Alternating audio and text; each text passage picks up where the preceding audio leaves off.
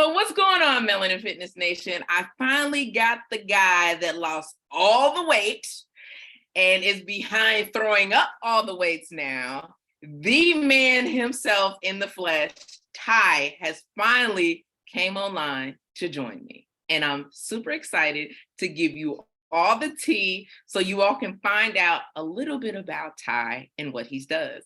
He's located in California, San Ramon CrossFit Gym. So let's get this party started. We start all of our parties the same way, Ty. Okay. So I'm going to give you 60 seconds to tell us any information about yourself. It can be about your fitness. It could be about your personal life. It could be about your past life. It could be about anything you want to under the sun. And I know you like pressure because you do CrossFit. So no worries. I know you can handle it. So you got 10 seconds to start. I hope you're gathering all your thoughts and getting organized because we got a full 60 seconds to hear about you. Okay. Go. I was born and raised in San Jose, California. When I was 4 years old, I moved to East Oakland, and that's kind of where I had to grow up and learn about life.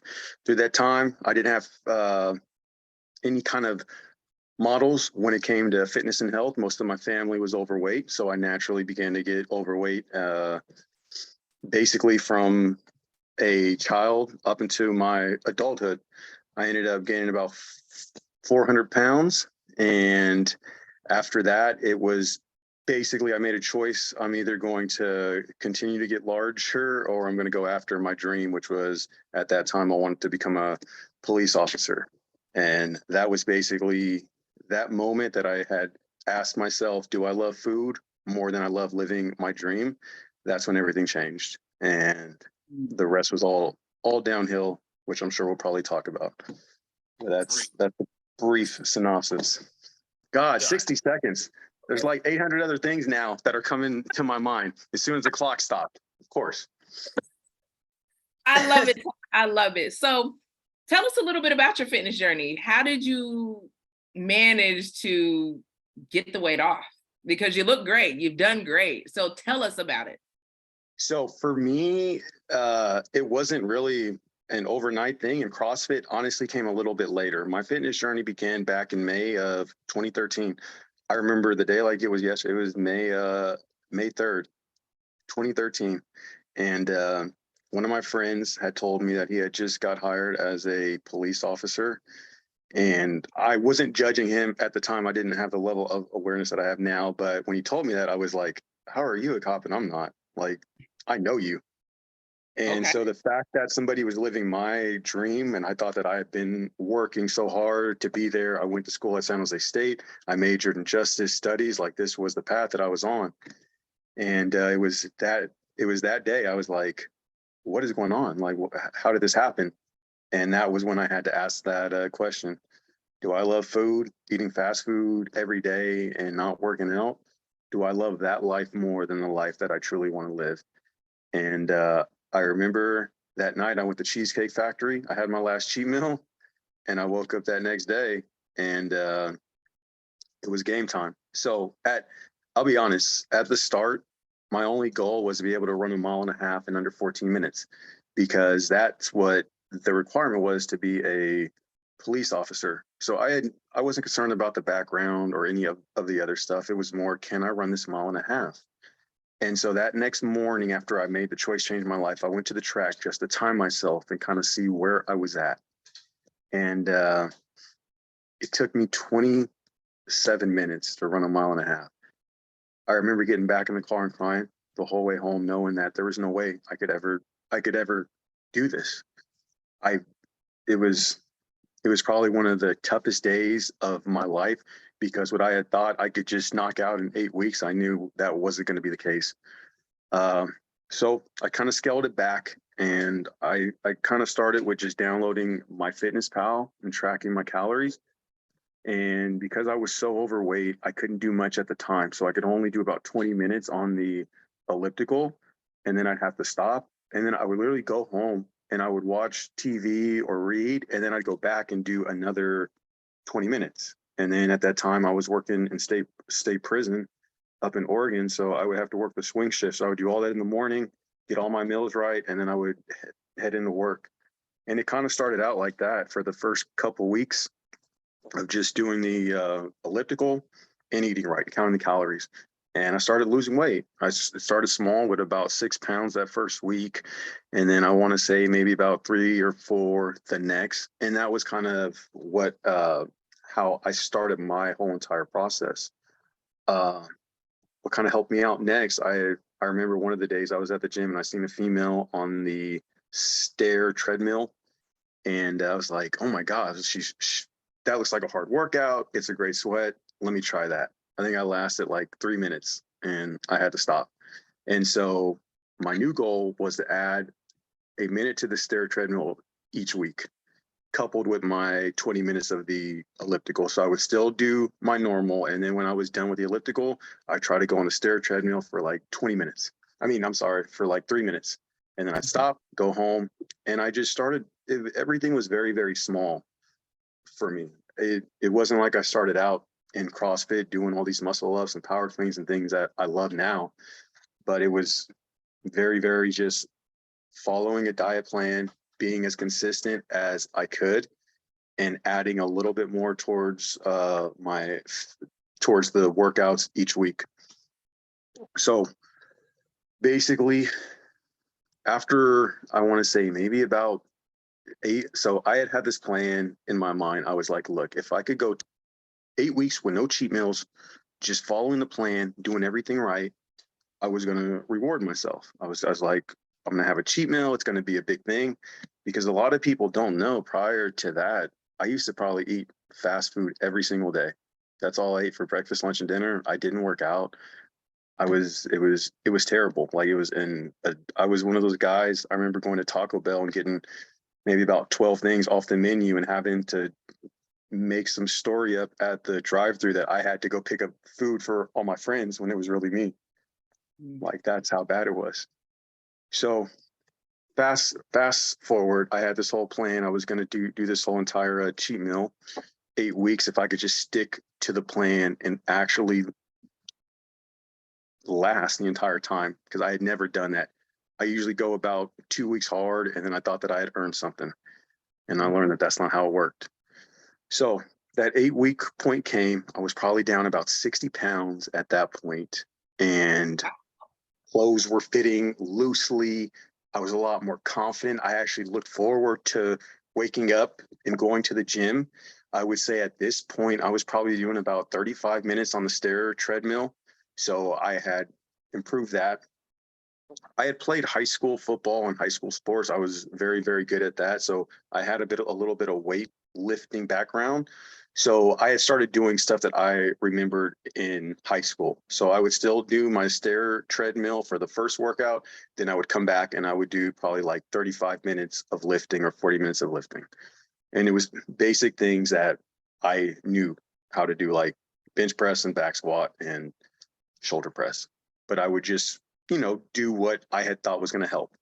And everything helps, but it wasn't as systemized as it was now. So the day came, I looked in the mirror and I was like, there's no way.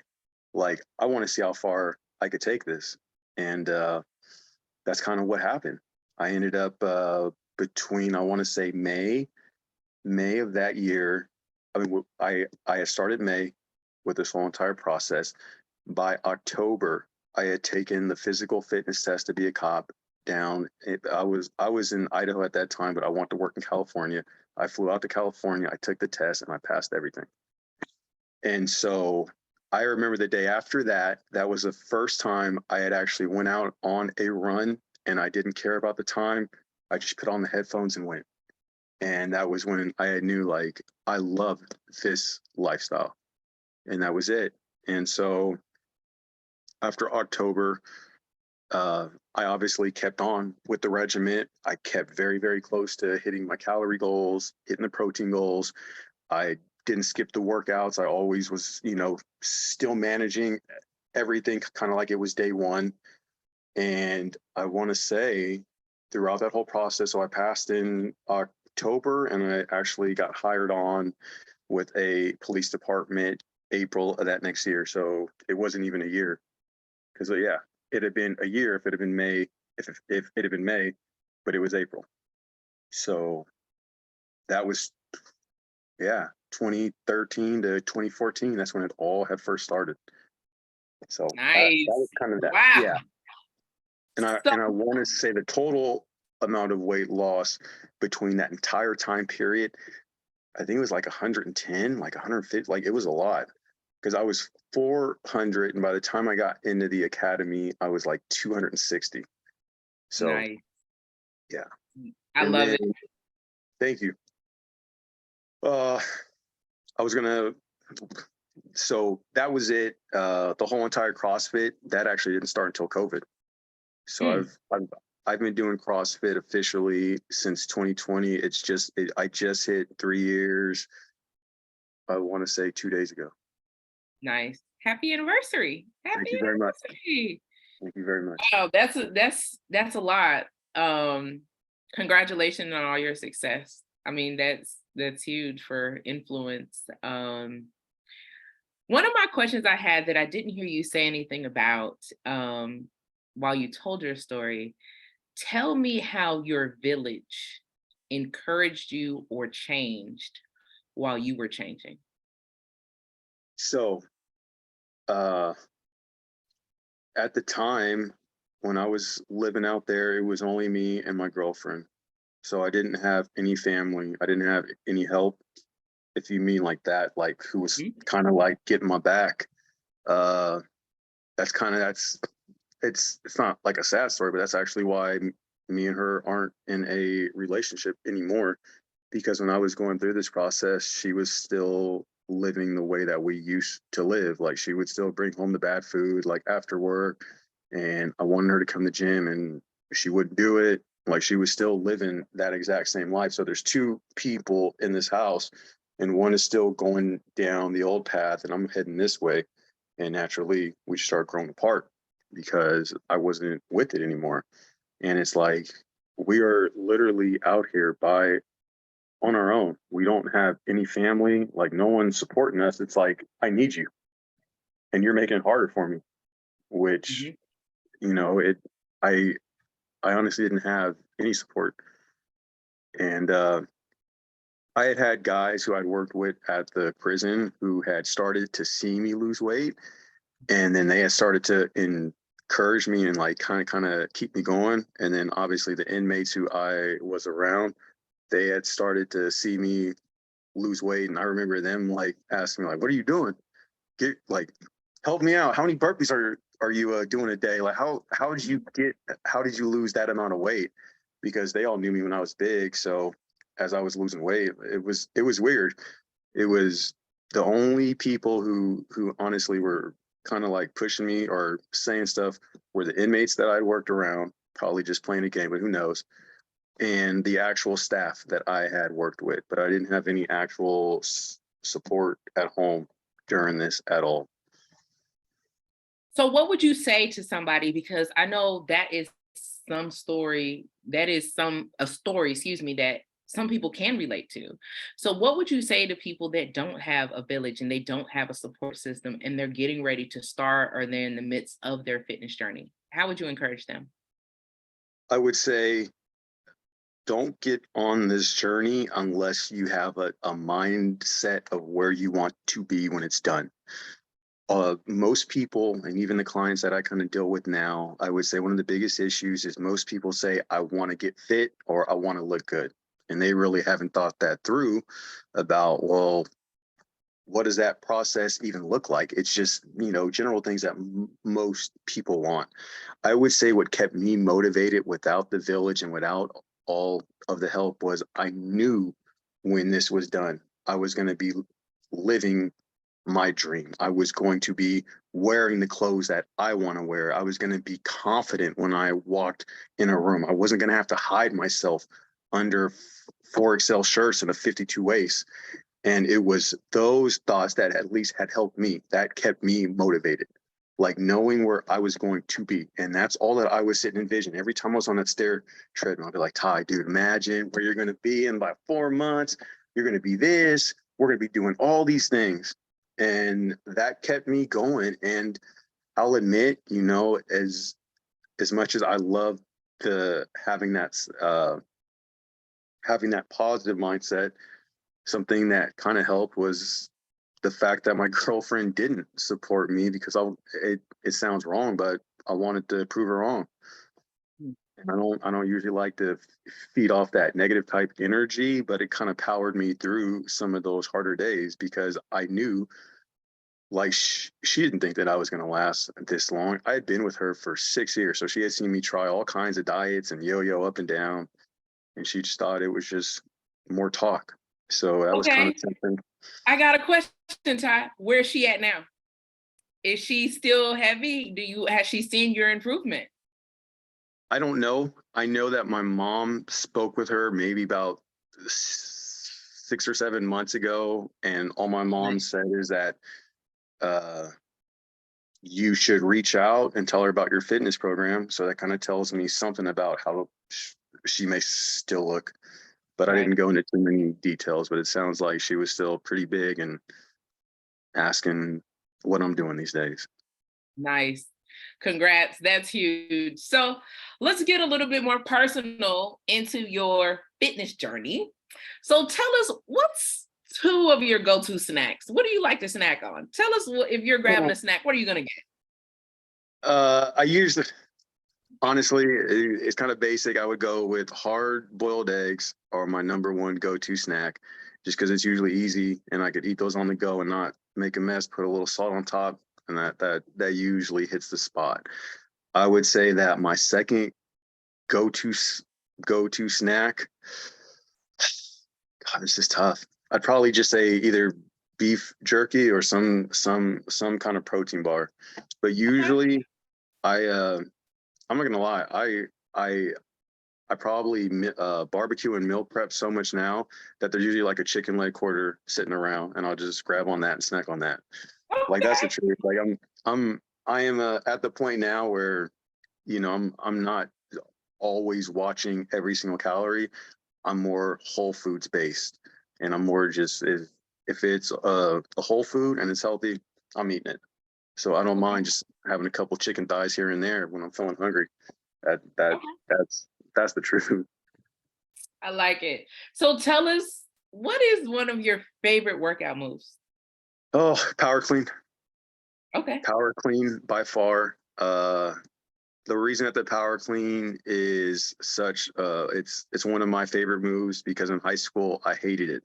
I was one of those guys in high school that had a pretty big bench press. I think I did like 405 my junior year, and then my power clean was like 135 on a great day.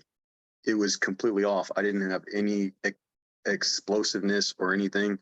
And now that I've been doing CrossFit and I've been taught every time that I could throw up big power clean, it's like, look at you now. Look how far we've come. I like it. I like it. I love it. So, let's go ahead and do, hold on one second. Hold on. So, we're going to turn the tables. We're going to get into it. And I'm going to allow you to ask me any question that you would like me to answer. Okay. What is the hardest part about being a entrepreneur, and how have you had the amount of success that you've had doing it? Like, what are tips or things that you would want to tell anyone who's starting their own business or trying to kind of do something that you've been doing? What would you tell them at the start? Anything to look out for? Anything that you wish that you'd have known? Oh, that's a good question. So, for most people don't know, but I own two businesses. Well, I actually own three now. And oh, one of the tips. So I would say show up as your authentic self. It's okay. You're gonna make mistakes, but learn from your mistakes. I think that a lot of people end up spending a lot of money and they don't necessarily have to, because there are coaches that will provide you with assistance and information And you don't have to pay like tens of thousands of dollars to get it. You should just ask. And a lot of people don't want to open up their mouth and ask, like, hey, I'm starting a business. Is there anything you can help me with? So I think just putting yourself out there. Another tip. Ooh. Oh, let me think. So we're like in a very much of a social media day and age now. So everything is online. Um, One thing I like to remind entrepreneurs is to leave something in your cup for yourself. Ooh, There okay. always has to be something that you're going to leave. So one of my friends, we always talk, and she's significantly younger than me. And she's like, Leslie, you need to do a YouTube video, and you need to do a TikTok video, and you need to tell people a day in a life for you, and all these things. And I told her, I said, no. I give so much out from all of my businesses, from all of the things that I love to do, because I love to give that. I love to do things for other people. That's what, I enjoy. But at the end of the day, I have to reserve some type of space for myself and for my family, because I'm a full wife. I'm a daughter. I lost my dad in 2001. So I'm very much incorporated with everything that my mom has going on. So that's what I would tell people, and just create space and time for you to be in the moment. Absolutely. Okay. The other part of your question was, I think, about mistakes. Did you ask me about mistakes? Yeah, like anything that like a pitfall that came up that now looking back you probably could have prevented it, or something that didn't go how you had planned, and looking back you were like, if I would have done this and this would have happened. I'm always So, curious. when I look back, I don't necessarily look at things like, dang, if I would have did this, this wouldn't have happened, because I feel like the ultimate outcome is what happened. So I don't necessarily look at things like that. Um, but I will tell you, I am a stickler for just when I do business with people, in general, especially, um, I've had a harder time with people of color, that I have to do so many extra steps to safeguard the business relationship between the two people. uh, And I very much try to be very respectful to all business owners, but even more respectful to people of color, because I just think that there's so many challenges that are put in our way, that sometimes we don't remember where we started. And I always want to remember where I started. I want to remember when I spent 24 hours on the computer doing my own website, because I didn't have any money to pay anybody to do my website. So I had to do it myself, and I had to figure it out. So I just think, those are the things that I that's learned awesome. from. But I'm thankful. I'm very, very thankful for all the opportunities that I did have, and even the failures that I had too, because they made me who I am today. Absolutely, absolutely. I love that. Okay. I'm kind of curious. What is your morning routine?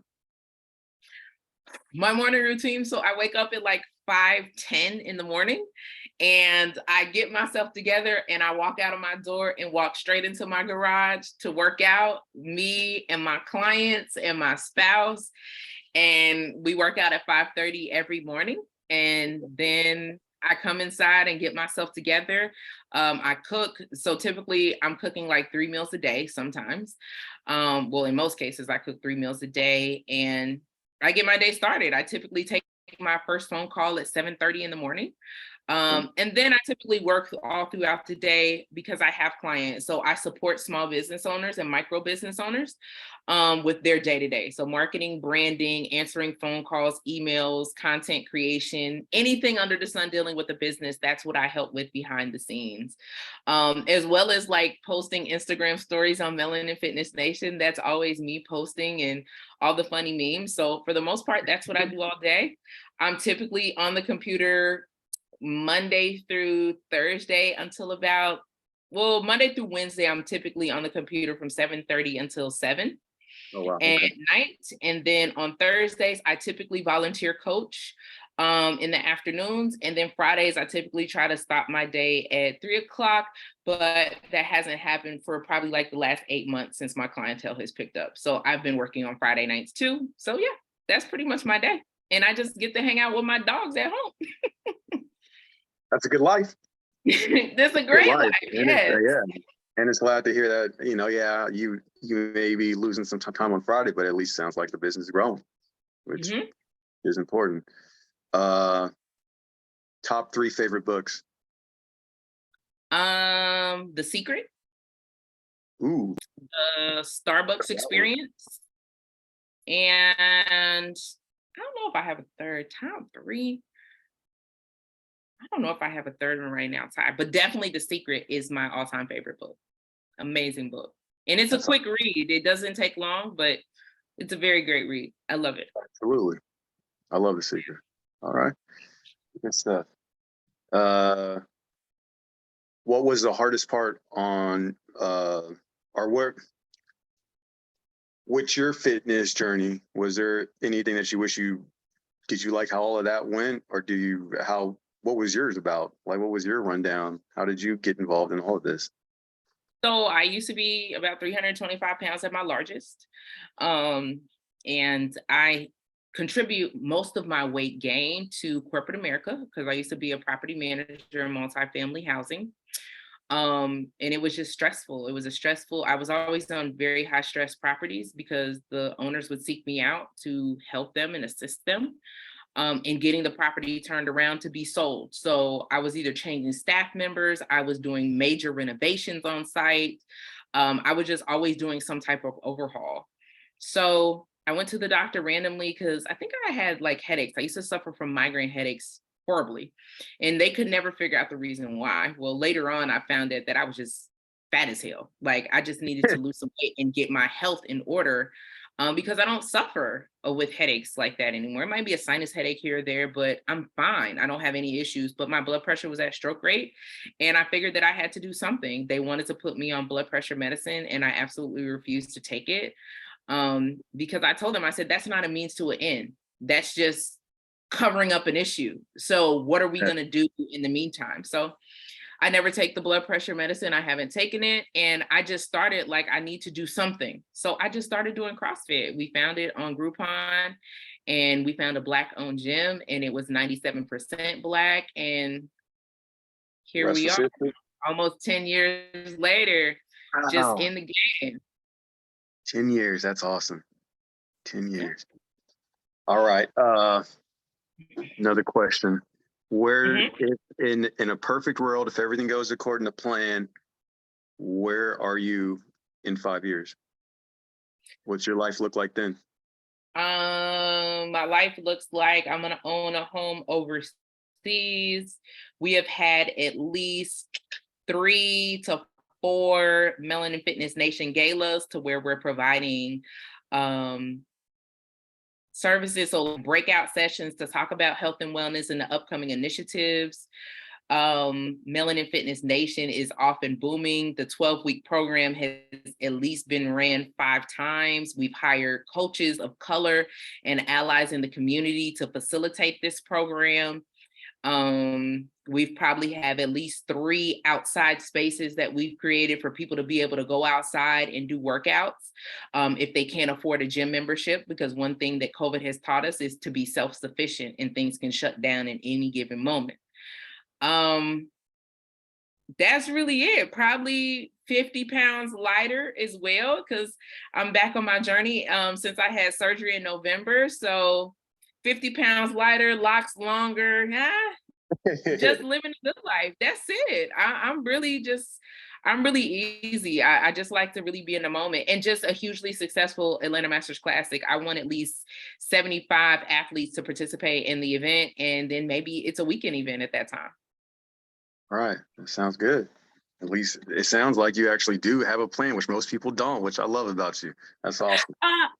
So the thing about it is that I organically allow things to come to me. So I know I had a plan when I first started, but when I really got into the work of what I was doing, the plan evolved and I allowed room for growth and for it to evolve.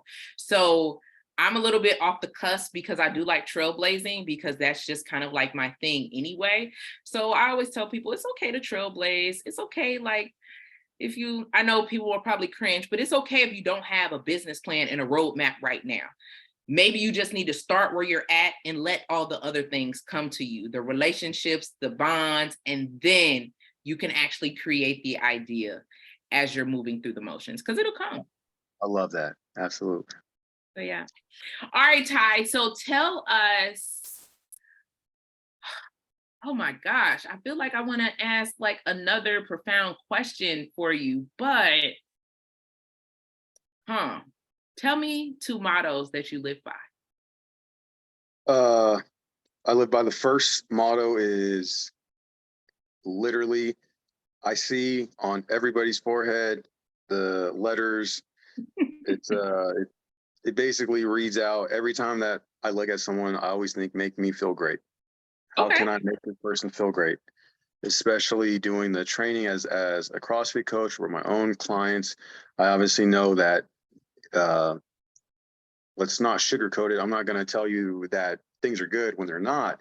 But if I could make you feel good while you're in my presence and, you know, give you a little self-esteem boost or a compliment that you might not get or pick up on something that I've heard you talk about and now I now notice it, anything I can to make that person who I'm with feel great in that moment, that's always the mindset because Okay. that's everybody loves the person who could increase somebody's self-esteem and make them feel happy. That person will always come back for more and more business. That's the I like mindset. So just make them feel good. All right. And basically, the number one question I ask every day that I go out the door is kind of similar, but this branches out into different avenues. But how can I increase my service? What Nice. can I do right now in this moment to increase my service? There's even times where I'll be like coaching a class through a 15-minute AMRAP, which we all know those are long, drawn out, especially if it's like a couplet. And there's times that I just feel like I'm just kind of sitting here watching people suffer. It's like, but even in that moment, how can I find a way to increase my service that I'm just not standing here, that I'm just not watching the clock to give them countdowns and shout cheers? Is there anything that I could do to increase my service? So that's probably something that I'm asking myself 90 to 100 times a day, just walking around, whether it's picking up weights, whether it's helping somebody put the bar back, whether it's seeing that somebody slipping and getting them chalk. I'm always thinking of any way that I can increase my service. So, I like it. So tell us this. It's time to plug your business. So are you taking on new clients? yes, I am taking. So right now, I have most of my clients are in-person clients. It is at CrossFit San Ramon, which is about it's a rather large gym. We are located about 35 minutes east of San Francisco. Uh, right now, the main reason that I'm doing a lot of the in-person stuff is because the type of program that I have, we do a lot of writing down our goals, writing down our vision for ourselves. There's a lot of like one-on-one meetups where we kind of mastermind how we're going to move forward, and I unlock what that individual truly wants out of their fitness. Because like me and you spoke about, most people when they walk into a gym, I just want to feel good. I just want to get fit. But most of how I kind of do things with all of my clients is we're like, no, when was the last time that you felt good? What does being fit look like in your mind? And I could probably do that at some point via Zoom, but it's a little bit different in person because it actually gets emotional when you're in there and you hear a client say, "Well, my wife isn't affectionate to me anymore, and it's because she's unattracted to me because I've let myself go." And it's like, well, now we're starting to solve some larger problems, and then that also helps me give them a why. Because if your why is I just want to get fit, that's going to start fading away soon.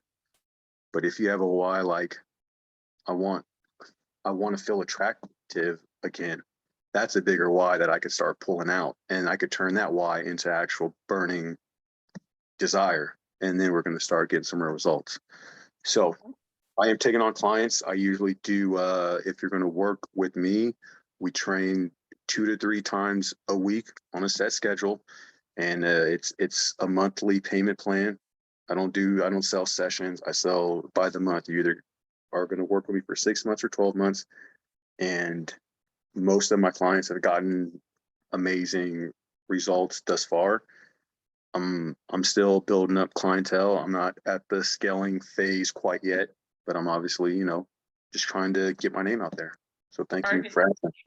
How can they get in contact with you, Ty, if they're in the area? Tell us how they can contact you. So the best way right now is probably going to be through IG on the Instagram, Coach Ty 925. You could DM me if you're ever in the San Ramon area, or you could even, if you're ever just on Instagram at my actual gym's page, CrossFit SR 925. You could message me. I'm the one who does social media there. And if you ever want to just drop in and visit, have a class, meet me, or even just hang out and say hi. Like, obviously CrossFit, we're a big family.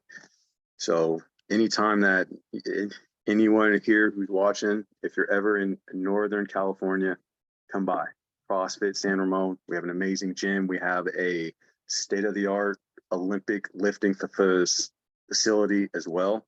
So it's not just CrossFit. We do everything. We're all about fitness. So we would love to have visitors, especially anyone who follows Melanin Fitness Nation. Please come by.